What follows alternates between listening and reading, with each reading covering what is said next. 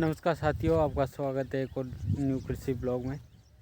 तो जैसा कि मैंने बताया था पिछली वीडियो में, ये सूखे खेत में जब सिंचाई कर रहे थे तो जो पिछली फसल थी धना की, उसका जो भूस निकला था भूसा, उसको अपन ने डायरेक्ट खेत में फैला दिया था ट्रैक्टर के माध्यम से। तो उसी खेत में अपन को क्योंकि लगाना था मूँग, तो उस कारण से हीट पैदा होकर मूँग अपनी फसल ख़राब तो नहीं हो रही, क्योंकि जर्मिनेशन आ गया है अपनी मूँग की फसल का और करीब 6 से 7 दिन हो चुके हैं। तो इसी बीच में पूरा सिस्टम दिखाता हूँ, भूसे के कारण कोई डैमेज हुआ है या नहीं हुआ है मूंग की फसल में। तो यहाँ पर ये इस प्रकार से ये भूसा फैलाने का काम किया था। तो यहाँ पर जर्मिनेशन भी आ गया अपना मूंग की फसल का ये, और ये साइड में भूसा फैला रखा है। तो शुरुआती जो स्टेज होती है उसमें हल्की सी हीट पैदा करता है जब ये डिकम्पोज होना चालू करता है खेत में। तो जर्मिनेशन तो आ गया है और यहाँ पर तो कोई नुकसान नहीं दिख रहा है मूंग की जो जर्मिनेशन अपने को आई है उसमें।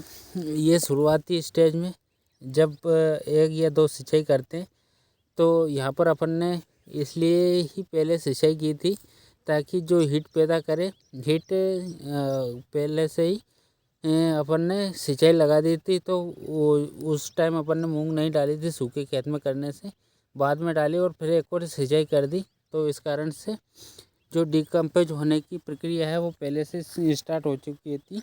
और हीट जब मैं सूखे खेत में लगाया था तो हीट पैदा कर रहा था और एक्स्ट्रा गैसेस वगैरह निकल रही थी, और वो पहले से ही अपने को उसके कारण से फ़ायदा हो गया। बाद में अपन ने मूंग लगाए और सेकंड पानी लगा दिया, उस कारण से डैमेज नहीं हुआ। और ये यहाँ पर डिकम्पोज होना चालू हो गया और ये ऐसे कुछ ऊपर रह गया और कुछ मिट्टी में दब गया, उस कारण से कोई नुकसान नहीं हुआ। हल्का फुल्का 1-2% अगर होता है, उसको ज़्यादा नहीं आंकेंगे अपन। तो इस कारण से जब ये 3rd-4th सिंचाई लगाएंगे तो ये खाद का काम करना स्टार्ट कर देगा और इसकी ग्रोथ ज़बरदस्त होगी इसी जगह पे। आगे चल के मैं बताऊंगा इसी वीडियो में। तो ये काफ़ी अच्छा फैलाया था भूसा, इसके कारण से अभी फ़िलहाल कोई नुकसान नहीं है। मूंग का जर्मिनेशन बढ़िया आ रहा है इस जगह पे भी, और इससे आगे वाले पे भी बढ़िया आ रहा है। तो इस कारण से अभी कोई नुकसान नहीं होगा और खाद का भी ये काम कर दिया इसी समय पे। तो बढ़िया रहा है कुल मिला के।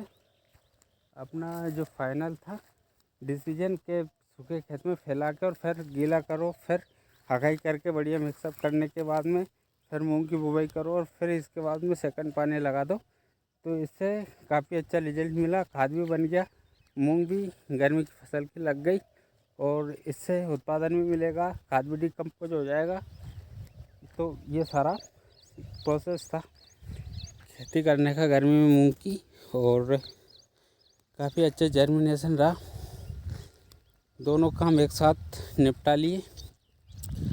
अब इसी में करेंगे अपन, जब ये 10 से 12 दिन की हो जाएगी तब से ये अपन सेकंड सिंचाई यूरिया के पानी के साथ लगा के करेंगे। और जब लगाएंगे इसमें पानी, उससे पहले जाला इल्ली नियंत्रण करने के लिए इसमें स्प्रे डालना पड़ेगा, क्योंकि सबसे अधिक अटैक जाला इल्ली का शुरुआती स्टेज में मूंग की फसल में दिखता है। तो इस चीज़ का अपन को विशेष ध्यान रखना पड़ेगा। तो ये चीज़ यहाँ पे है। और आगे भी अपन ने काफ़ी भूस फैलाया था, जगह जगह 4 से 5 इसमें ढेरी थे, वो सारे डिकम्पोज हो चुके हैं।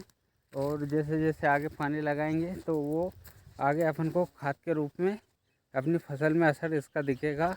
आगे नेक्स्ट वीडियो डालूंगा जब इसमें उस जगह पे ज़्यादा अच्छी ग्रोथ दिखेगी जहाँ पे भूसा फैला हुआ है।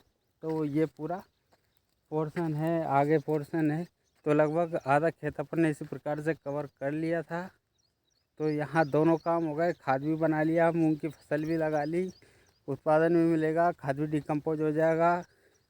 इसके बाद में जब अपन अगली फसल लगाएंगे बारिश वाली सोयाबीन की, तो उसमें और भी ज़बरदस्त रिजल्ट मिलने वाला है। ये इस प्रकार से।